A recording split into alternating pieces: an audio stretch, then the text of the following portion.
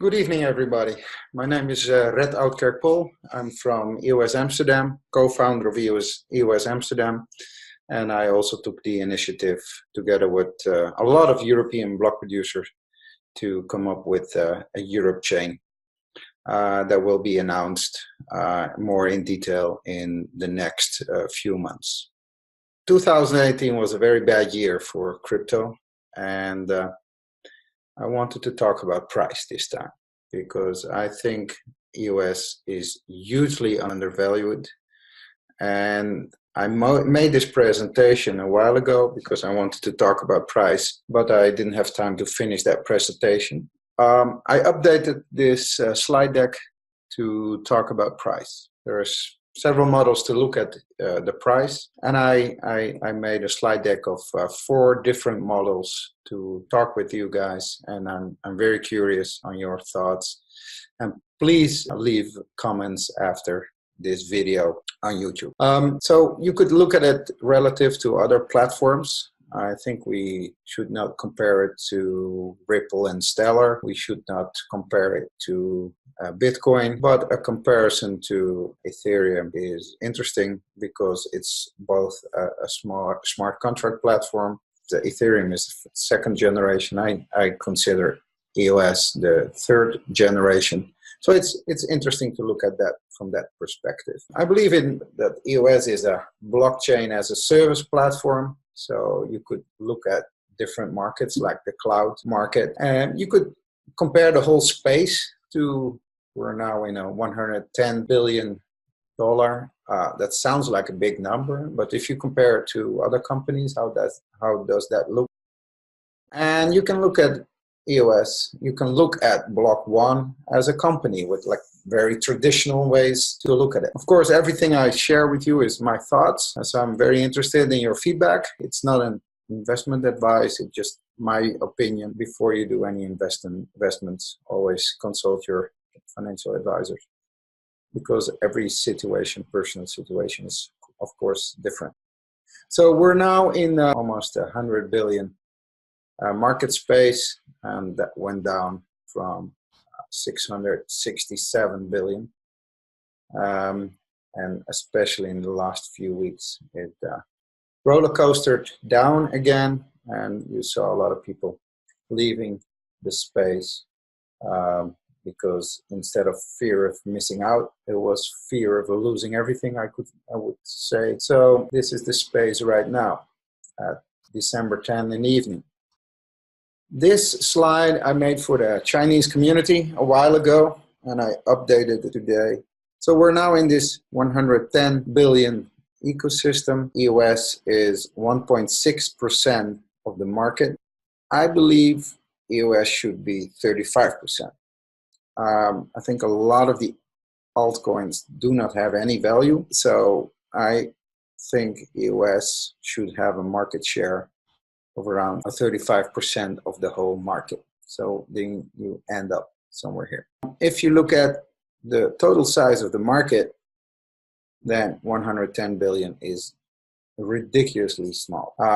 At least 1 trillion, 1,000 billion would reflect with Bitcoin and with EOS and many others. At least 1 trillion should be a normal number. And EOS could have a 35%, a reasonable share of that market space right now, as being the new 3rd generation blockchain that can run all the smart contracts that are necessary to build the next future of the internet. So look at it from a different way.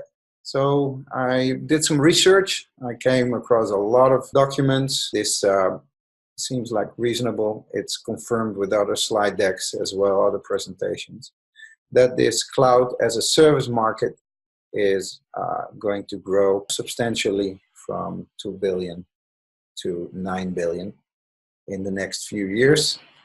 And that means that the market of blockchain, a 1 trillion market size, is not a crazy number, not at all. Amazon has 27% of that market. That means that EOS could be 2,400 To be honest, I don't think the token value will be like that. But the whole ecosystem, all airdrops, everything together, all the side chains, everything in a few years around the 2000 is not a crazy number in my opinion. It's the most active blockchain out there. That's me with Dan Larimer. This is a block activity matrix from a few days ago. 45 million transactions per day. So let's look at it from a traditional model.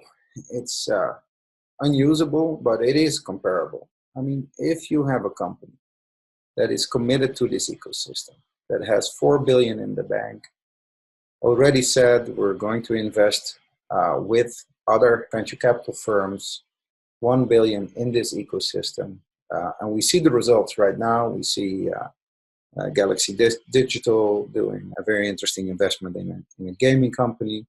There's a lot of projects that we hear about in the grapevine.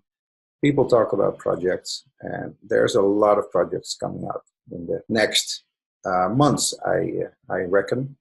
And we have Dan Larimer, the only guy that built 3 blockchain projects. Then a valuation of 4 billion, because there's 4 billion in the bank, is not a crazy number, not at all. From a company perspective, that's the normal way to look at it. But we have a lot more. We have Mainnet, we have Warbly, we have Telos, we have sidechains like EuropeChain, all supplying services to an ecosystem. We have airdrops, we have Block One building a serious team of people. They announced the privacy solution as one of the thoughts. They clearly indicated that they would build Steam at 2.0 and BitShares. There's new applications, social media applications coming out. This will take a while. We know, and they've said it as well, that the reason why it takes a little bit more time than everybody expected is because they have 4 billion in the bank. It's very simple. They have to research the global market very thoroughly to see if they don't infringe any copyright, any intellectual property. And if they do, I'm sure they do, probably they infringe hundreds of patents.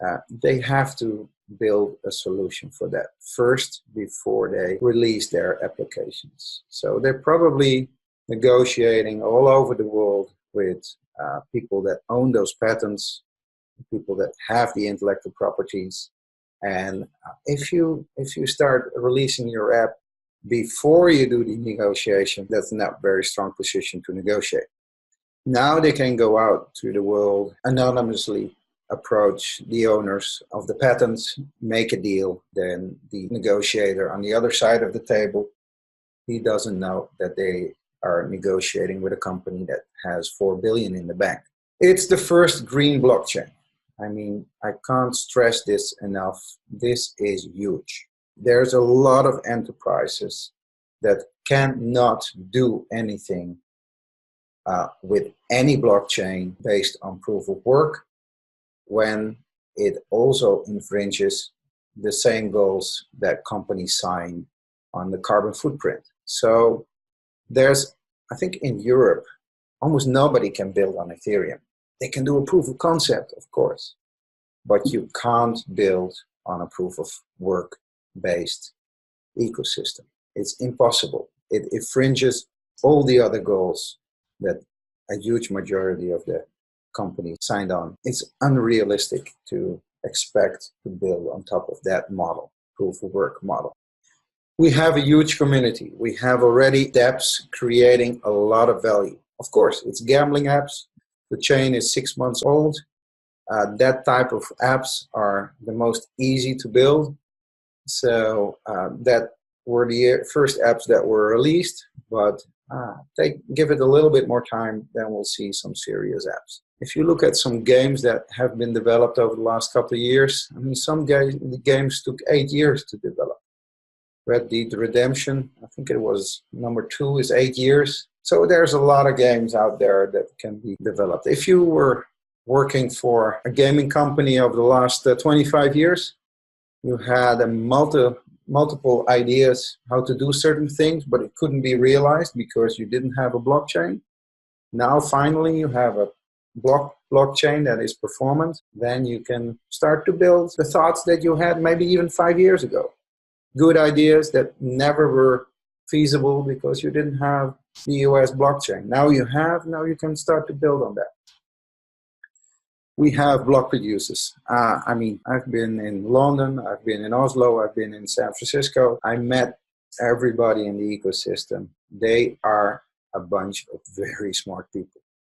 They are building all kinds of additional tools. This ecosystem is growing very fast. It's EOS free to use, it has the transaction capacity, it scales horizontally and vertically, it's usable.